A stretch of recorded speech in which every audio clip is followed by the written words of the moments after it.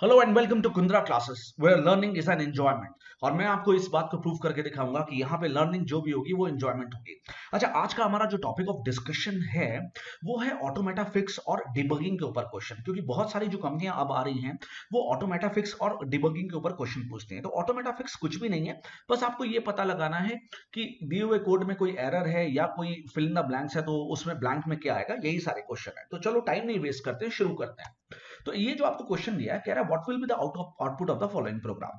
क्या इसमें कोई एरर है, और नहीं है तो आउटपुट क्या आएगा। ठीक है, चलो उस क्वेश्चन को ध्यान से देखते हैं। तो हम मेन के अंदर गए और स्ट्रक्चर साइट नाम का एक स्ट्रक्ट बना हुआ है। कैरेक्टर नेम में कुंद्रा KUNDRA डाला है, मेरा क्लास का नाम, और नंबर ऑफ पेजेस 100। ठीक है, स्ट्रक्चर के अंदर दो वेरिएबल बनाए और उनकी वैल्यू डाल दी। अच्छा, स्ट्रक्ट उसके बाद स्ट्रक्चर का ये वेरिएबल बनाया, PTR पॉइंटर वेरिएबल बनाया, और फिर हमने प्रिंट करा दिया। PTR है तो एरो यूज करेंगे, ठीक है, और नंबर ऑफ पेजेस तो यहाँ पे 100 प्रिंट कर देना चाहिए, और नेम में यहाँ पे कुंद्रा प्रिंट कर देना चाहिए। तो मेरे हिसाब से अगर मैं देखूं तो आउटपुट क्या आना चाहिए, 100 कुंद्रा। हाँ, आंसर तो दिया है यार। मेरे हिसाब से आउटपुट ये आना चाहिए। आपको भी ऐसा लग रहा है ना कि आउटपुट 100 कुंद्रा ही आना चाहिए। चलो इसका आउटपुट देखते हैं क्या है। अरे, ये तो कंपाइलर एरर है, ये क्या हो गया।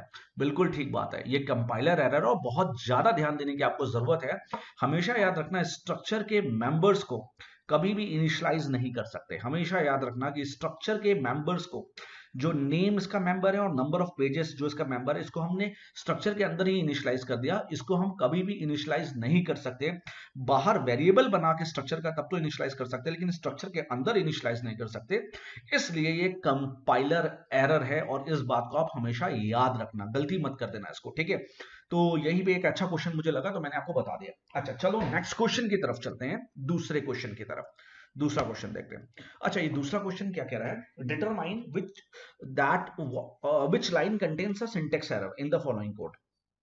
पहली बात तो डिटरमाइन करो कि कहां पे सिंटेक्स एरर है। अच्छा ठीक है, what will be the output of the following pseudo code on removing that syntax error. अगर हम उस सिंटेक्स एरर को रिमूव कर दे तो भैया आउटपुट क्या आएगा। अच्छा चलो, अच्छा ये है, और स्टार्ट करते हैं। पहली लाइन कोई एरर नहीं, दूसरी लाइन ठीक है, तीसरी लाइन भी ठीक है। एल्स इफ ओ, यहाँ पे देखो ये नहीं होना चाहिए।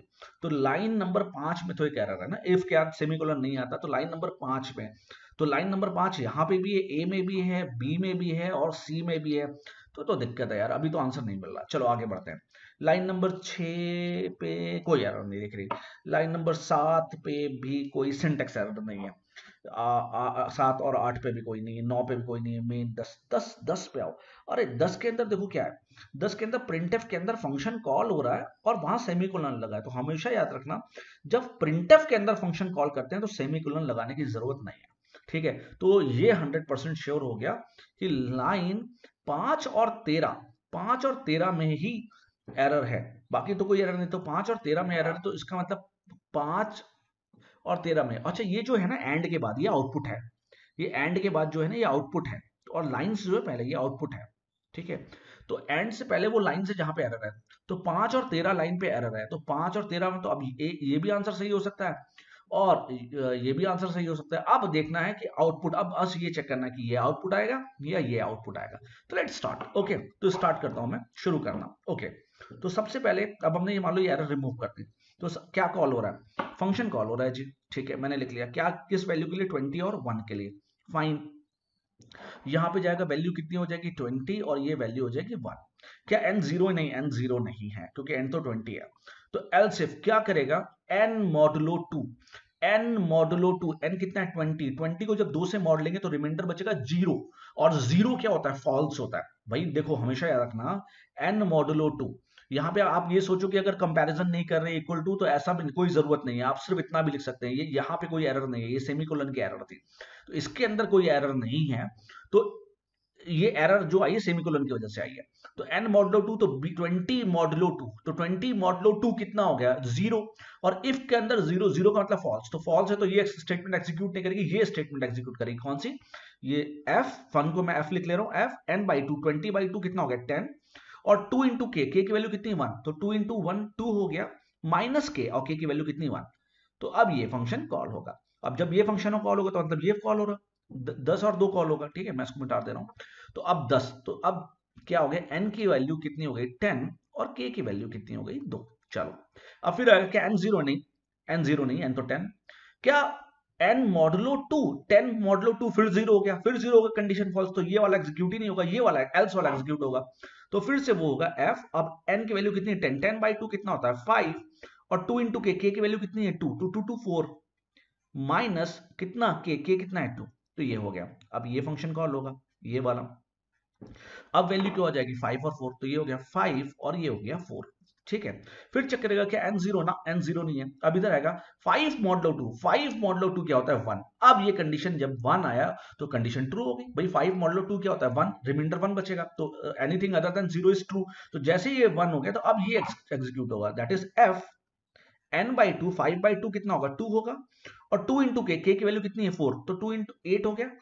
यहाँ पे प्लस के है तो प्लस 4, क्योंकि k की वैल्यू कितनी है 4। ठीक है, ये कॉल होगा। अब क्या फंक्शन कॉल होगा, ये वाला 2 8, तो ये 2 और ये हो गया 8। फिर आएगा नीचे क्या n जीरो है ना, n जीरो नहीं है। फिर 2 मॉडलो 2, और 2 मॉडलो 2 फिर से जीरो हो गया, तो कंडीशन फिर से क्या हो गई भाई फॉल्स हो गई, तो ये वाली लाइन एग्जीक्यूट करेगी। तो फिर क्या होगा f 2 बाई 2 कितना होता है जी 1, और 2 इंटू k, k की वैल्यू कितनी 8, तो कितना हो गया 16 और माइनस 8। अब क्या कॉल होगा, ये वाला फंक्शन कॉल होगा। तो अब ये क्या हो गया भाई 1 और कितना हो गया 16, ये कॉल होगा।